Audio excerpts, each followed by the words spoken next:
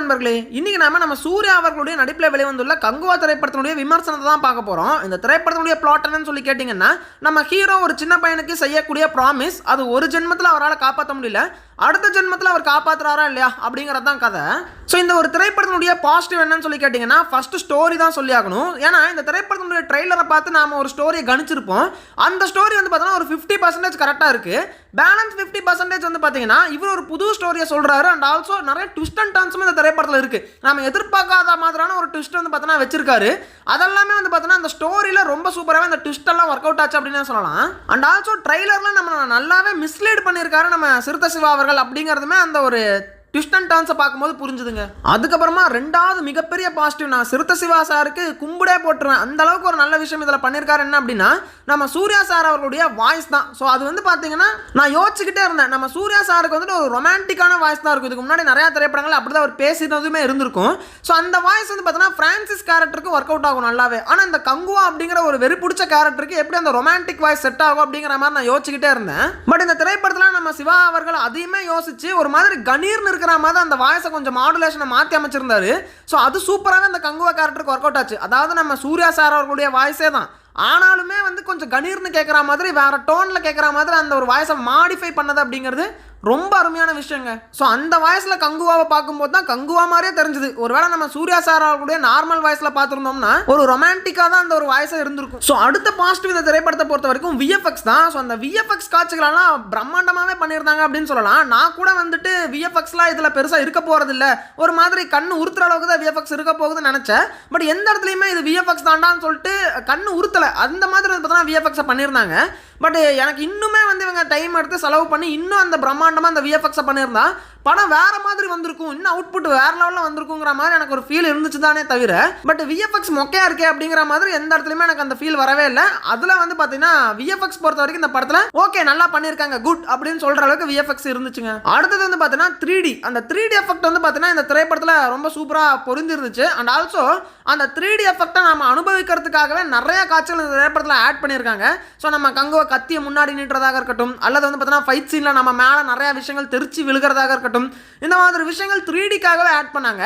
So படம் ஃபுல்லாக 3Dயில் நல்லா ஒர்க் அவுட் ஆச்சா அப்புறம் சொல்லி கேட்டிங்கன்னா கிடையாதுன்னு தான் சொல்லுவேன். ஆனால் அவங்க பர்டிகுலராக வச்சாங்க தெரியுமா, 3D எக்ஸ்பீரியன்ஸ்க்காகவே ஒரு சில காட்சிகளை வச்சாங்க இல்லையா, அந்த காட்சிகளெல்லாம் 3Dயில் நல்லாவே ஒர்க் அவுட் ஆச்சு அப்படின்னு சொல்லலாம். ஸோ என்னை பொறுத்த வரைக்கும் இந்த படத்தை நீங்கள் 2Dலையும் பார்க்கலாம், 3Dலையும் பார்க்கலாம். ஸோ அது உங்களுடைய பர்சனல் சாய்ஸ் தான். பட் 3Dயில் வந்து பார்த்தீங்கன்னா அந்த ஒரு சில காட்சிகள் 3Dக்காக அவங்க பண்ணியிருக்காங்க, அது ஒர்க் அவுட் ஆச்சு. ஸோ நீங்கள் 3Dயில் பெருசாக இன்ட்ரெஸ்ட் இல்லாதவங்க இதை 3Dயில் பார்க்க வேணாம், 2Dலேயே பாருங்க. ஸோ 3Dயில் தான் மஸ்ட்டாக வாட்ச் பண்ணணும்னு நான் சொல்ல மாட்டேன். அடுத்த ஒரு பாசிட்டிவ் என்னன்னா அந்த எமோஷனல் கனெக்ட் தான். அந்த பையனுக்கும் நம்ம கங்குவாக்கும் இருக்கக்கூடிய அந்த எமோஷனல் கனெக்ட் ஃபர்ஸ்ட் ஹாஃப்லலாம் சுத்தமாகவே ஒர்க் அவுட் ஆகவே இல்லை. என்னடா கோட்டை விட்டாரா நம்ம சிறுத்தை சிவா அப்படின்னு சொல்லிட்டு யோசிச்சுக்கிட்டு இருக்கும்போது ஒரு சீன்ல அந்த ஒரு எமோஷனல் கனெக்டை தூக்கிட்டு வராங்க பாருங்க, அவ்வளோ இம்பாக்டா இருந்துச்சு அப்படின்னு சொல்லலாம். அண்ட் ப்ரெசன்டிவ் பாசிட்டிவ் மாற்றி மாற்றி வந்து பார்த்தீங்கன்னா அந்த பையனுக்கும் நம்ம கங்குவாக்கு இருக்கக்கூடிய அந்த எமோஷனல் கனெக்டை காட்டிக்கிட்டே இருந்தாங்க. அதெல்லாம் அவ்வளோ இம்பாக்டா வந்து பார்த்தீங்கன்னா ஒர்க் அவுட் ஆயிருந்துச்சு.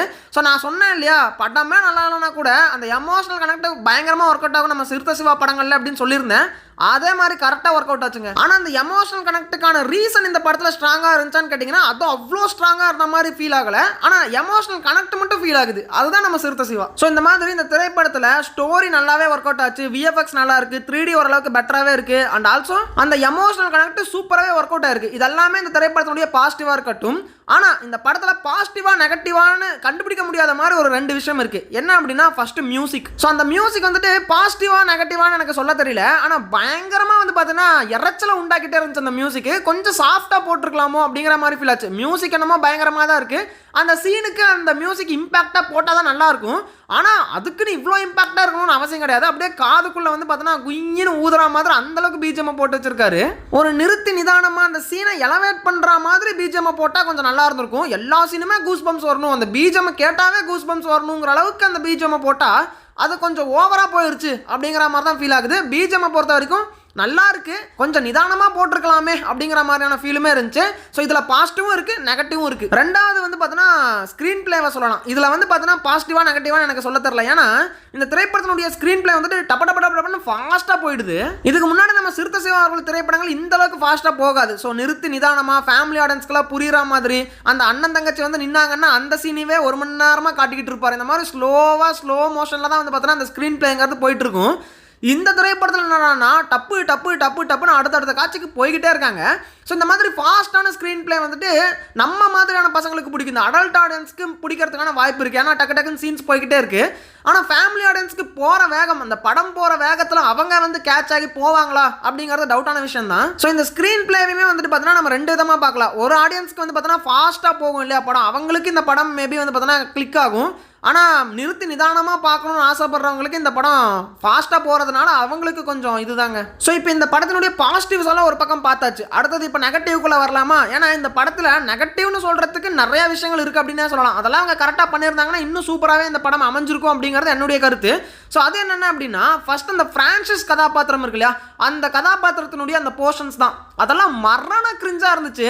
எதுக்கு இந்த அளவுக்கு இறங்கி கிரிஞ்சு பண்ணுறாங்கன்னு சுத்தமாக புரியல. அதெல்லாம் ஒரு சீன் கூட எனக்கு ஒர்க் அவுட் ஆகவே இல்லை. ஃப்ரான்சிஸ் வரக்கூடிய ஒரு சீன் கூட வந்து பார்த்தீங்கன்னா எனக்கு ஒர்க் அவுட் ஆகல. ப்ரோ கிரிஞ்சா இருந்தால் தான் ப்ரோ தெலுங்கு ஆடியன்ஸ் எல்லாம் வந்து கேட்ச் பண்ண முடியும் அப்படின்னா அதுக்குன்னு இவ்வளோ கிரிஞ்சாவடா பண்ணுவீங்கிற மாதிரி தான் ஃபீல் ஆச்சு. தியேட்டரே வந்து பார்த்தீங்கன்னா கங்குவாக்காக தான் வெயிட் பண்ணிட்டு இருக்குது. ஸோ அந்த ஃப்ரான்சிஸ் கதாபாத்திரத்தை ஒருத்தருமே மதிக்கல. அந்த மாதிரி தான் அந்த ஃப்ரான்சிஸ் கதாபாத்திரத்தை ஃபர்ஸ்ட் ஹாஃப்ல டிசைன் பண்ணியிருந்தாங்க. ஸோ எல்லாருமே கங்குவா எப்படா வருவோம் அப்படிங்கிற மாதிரி தான் உட்காந்துக்கிட்டு இருந்தாங்க.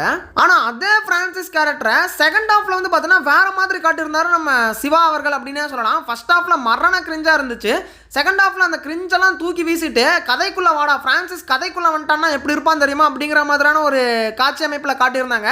செகண்ட் ஹாஃப் சூப்பராகவே ஃப்ரான்சிஸ் கேரக்டருக்கு ஒர்க் அவுட் ஆச்சுன்னு சொல்லலாம். இந்த மாதிரியான ஒரு ஸ்க்ரீன் பிளே ஃபர்ஸ்ட் ஹாஃப்லேயே பண்ணியிருக்கலாமே, ஏன்டா இப்படி பண்ணிட்டீங்க சொல்ல தோணுது. அதுக்கப்புறமா இந்த திரைப்படத்துடைய மிகப்பெரிய நெகட்டிவ் என்னன்னா அந்த டைலாக்ஸ் தான், அந்த ஸ்லாங் தான். அவங்க பேசுறது வந்து பார்த்தீங்கன்னா பாதி படம் புரியாம தான் போகுது. ஸோ ஃபேமிலி ஆடியன்ஸ் எல்லாம் உட்காந்து பார்த்தாங்கன்னா அவங்களுக்கு கிளியராக புரியுற மாதிரி அந்த வசனங்கிறத வச்சிருக்கலாம். ஸோ அவங்க ஸ்லாங்ல பேசுறதுல யாரோ ஒருத்தர் பக்கத்தில் உட்காந்து என்ன பேசுறாங்கன்னு சொல்லி கொடுத்துட்டே இருக்கணும். அப்பதான் அவங்களால கேட்ச் பண்ண முடியும். அந்த மாதிரி வந்து பார்த்தீங்கன்னா அந்த ஸ்லாங்கை வச்சிருக்காங்க. ஸோ தங்களான அளவுக்கு இல்லை, தங்களான ரொம்ப மோசமாக அந்த ஸ்லாங்கே புரியாத மாதிரி பண்ணி வச்சிருந்தாங்க. பட் இந்த திரைப்படத்தில் தங்களான அளவுக்கு இல்லை, ஓரளவுக்கு புரியுது. பட் இன்னும் வந்து பார்த்தீங்கன்னா அந்த ஒரு வசனம், அந்த டைலாக் டெலிவரியை கரெக்டாக வச்சிருக்கலாமே, எல்லாருக்கும் எல்லா வசனமும் புரியுற மாதிரி வச்சிருக்கலாமேன்னு சொல்ல தோணுதுங்க. அப்புறம் மூணாவது நெகட்டிவ் என்னன்னா, நிறைய இடத்துல கத்திக்கிட்டே இருக்காரு. ஸோ ஹீரோ மட்டும் கிடையாது, வர்றவங்க எல்லாம் கத்துறாங்க. ஸோ கத்துனாதான் அந்த இம்பாக்ட் இருக்கும் அப்படிங்கிறதெல்லாம் கிடையவே கிடையாது. ஸோ ஒரு டைலாக்கை ஒரு ஹீரோ சொல்றாருன்னா அதை நிறுத்தி நிதானமாக சொன்னாலும் அந்த டைலாக்ல தான் அந்த பவர் இருக்கே தவிர அதை கத்தி சொன்னாதான் எல்லாருக்கும் கேட்கும், அப்பதான் கூஸ் பம்ப்ஸ் வரும்லாம் கிடையவே கிடையாது. ஆனால் இந்த திரைப்படத்தை பொறுத்த வரைக்கும் மேக்ஸிமம் டைலாக் கத்தியே தான் பேசுறாங்க. அப்பதான் இம்பாக்டா இருக்குங்கிற மாதிரி நினைச்சுக்கிட்டு பேசுறாங்களோ நம்ம தெரியல. பட் அது ஒரு கட்டத்துக்கு மேலே எரிச்சல் தாங்க ஊட்டுச்சு. அதுக்கப்புறமா இந்த திரைப்படத்தினுடைய கேரக்டர் டிசைனிங் தான். ஸோ இந்த படத்தில் நிறைய கேரக்டர்ஸை ரொம்ப சூப்பராகவே டிசைன் பண்ணியிருக்கலாம். ஆனால் நம்ம கண்ணு முன்னாடி நின்னது என்னென்ன கேரக்டர்ஸ்னா, நம்ம கங்குவா கேரக்டர், அப்புறம் பாபி டியோல் கேரக்டர், அப்புறம் ஃப்ரான்சிஸ் கேரக்டர், அப்புறம் ஒரு சின்ன பையன். ஸோ இந்த 4 கேரக்டர்ஸ் நல்லாவே கண்ணு முன்னாடி நின்றுச்சு.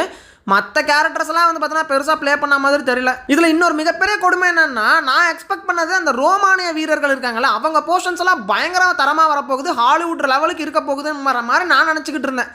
ஆனால் அவங்கெல்லாம் வந்து பார்த்தீங்கன்னா இந்த படத்தில் வந்தது எதுக்கு வந்தாங்கன்னே தெரியல. இந்த ரோமானிய வீரர்களெல்லாம் வந்தாங்க, ஏதோ ஒன்று பண்ணுறாங்க போகிறாங்க. அவங்களால இந்த படத்தில் ஏதோ சேஞ்சஸ் நடந்துச்சானா படம் ஆரம்பிக்கிறதுக்கு காரணமாக அவங்க இருக்காங்களே தவிர அதுக்கு மேலே அவங்க வர்றது கிடையாது. அவங்களுக்கு எதுக்கு அவ்வளோ பில்டப்புங்கிற மாதிரி எனக்கு ஃபீல் ஆச்சு. அதுக்கப்புறமா இந்த திரைப்படத்தினுடைய பார்ட் 2 லீடு அது வந்து பார்த்தீங்கன்னா படமே முடிஞ்சு போச்சு. பட் அந்த படத்தை வந்து நான் விட மாட்டேன், பார்ட் 2க்கு கொண்டு போவேங்கிறதுக்காக ஒரு கேரக்டரை இன்ட்ரடியூஸ் பண்ணி கொண்டு போன மாதிரி இருந்துச்சு. ஸோ இந்த ஃபார்முலாவை எப்போ விட போகிறாங்கன்னு தெரில. நம்ம விக்ரம் படத்தில் ரோலக்ஸை கொண்டு வந்தாங்க, அனிமல் படத்தில் போஸ்ட் கிரெடிட்டில் அசீஸ் அப்படின்னு சொல்லிட்டு ஒரு கேரக்டர் கொண்டு வந்தாங்க. அப்புறம் அந்த கல்கி திரைப்படத்தில் வந்துட்டு கமல்ஹாசன் நானே வரேன்னு சொல்லிட்டு ஒரு மாதிரி லீடு கொடுத்தாங்க. அப்புறம் இப்போ ரீசெண்டாக அந்த கோட்டில் நம்ம ரியல் ஓஜியே வந்தார். இந்த மாதிரி இந்த படத்தில் ஒரு கேரக்டர் கடைசியில் வராங்க, அவரை வச்சு தான் பார்ட் 2க்கு லீடு கொடுக்குறாங்க. இந்த ஃபார்முலா எப்போ வந்து முடிய போகுதோ தெரியல. இன்னும் ஒரு 10 வருஷத்துக்கு இந்த ஃபார்முலா வரும்னு நினைக்கிறேன். ஸோ அவ்வளோதான் நண்பர்களே. சிம்பிளாக கடைசியாக ஒரு டைம் சொல்கிறேன் பாருங்க. பாசிட்டிவ்னு பார்த்தோம்னா ஸ்டோரி நல்லா இருக்கு, விஎஃப்எக்ஸ் நல்லா இருக்கு, 3D ஒர்க் நல்லா இருக்கு, இதெல்லாமே வந்து பார்த்தீங்கன்னா பாசிட்டிவ்னு சொல்லலாம். அதுக்கப்புறமா இந்த மியூசிக்கு அப்புறம் ஸ்க்ரீன் பிளே இது வந்து பாசிட்டிவா நெகட்டிவான்னு சொல்ல தெரியல, நீங்களாம் பார்த்து தெரிஞ்சுக்கணும். ஆனால் நெகட்டிவ் அப்படின்னு சொன்னோம்னா டைலாக் டெலிவரிலாம் என்ன தெளிவாக கேட்டிருக்கலாம் மாதிரி பண்ணலாம். அப்புறம் கேரக்டர் டிசைனிங் இன்னும் கொஞ்சம் பெட்டராக பண்ணியிருக்கலாம். அப்புறம் அந்த ஃப்ரான்சிஸ் போர்ஷன் அதை வந்து பார்த்தீங்கன்னா ரொம்ப மட்டமாக பண்ணிட்டாங்க, அதெல்லாம் கொஞ்சம் நல்லாவே பண்ணியிருக்கலாங்கிற மாதிரி ஃபீல் ஆகுது. இதெல்லாம் தான் இந்த திரைப்படத்தினோட நெகட்டிவ்ஸாக நான் பார்க்குறேன். சரி ஃபைனலாக என்னதான் அப்புறம் சொல்ல வர, படம் ஒர்த்தா பார்க்கலாமா வேணாமான்னு சொல்லி கேட்டிங்கன்னா, ஸோ என்னதான் அங்கங்கே கொஞ்சம் நெகட்டிவ் இருந்தாலுமே ஒரு கேம் ஆஃப் த்ரோன்ஸ், வைக்கிங்ஸ் மாதிரி நம்ம தமிழ் சினிமாவில் ஒரு திரைப்படம் வந்திருக்கு. அதுக்காகவாச்சும் நாம் இந்த படத்தை தேட்டரில் ஒரு வாட்டி பார்க்கலாம். அண்ட் ஆல்சோ அதுக்காக தான் பார்க்கணுமா ப்ரோ, படத்துக்காக படம் நல்லா இருக்குங்கிறதுக்காக பார்க்கக்கூடாதான்னு சொல்லி கேட்டிங்கன்னா, கொஞ்சம் அந்த அரை மணி நேரம் ஃப்ரான்சிஸ் போர்ஷன்ஸ் கடக்கிற வரைக்கும் நீங்கள் வெயிட் பண்ணீங்கன்னா அதுக்கு மேலே ஒரு நல்ல கதை உங்களுக்கு காத்துக்கிட்டு இருக்கு. ஆனால் ஃபர்ஸ்ட் அரை மணி நேரத்தை தாண்டுற வரைக்கும் சக்தி இருக்கிறவங்க நீங்கள் தாராளமாக இந்த படத்துக்கு போகலாம். சரி ஓகே நண்பர்களே, இந்த ஒரு திரைப்படத்திற்கு என்னுடைய ரேட்டிங்ஸ் என்னன்னா 7.3 அவுட் ஆஃப் 10. ஸோ நீங்கள் இந்த கங்குவா திரைப்படத்தை பார்த்துட்டீங்களா? உங்களுக்கு இந்த படம் பிடிச்சிருந்தா இல்லைன்னு சொல்லிட்டு மறக்காம கமெண்ட்டில் சொல்லுங்கள். உங்களை நான் அடுத்த வீடியோவில் சந்திக்கிறேன்.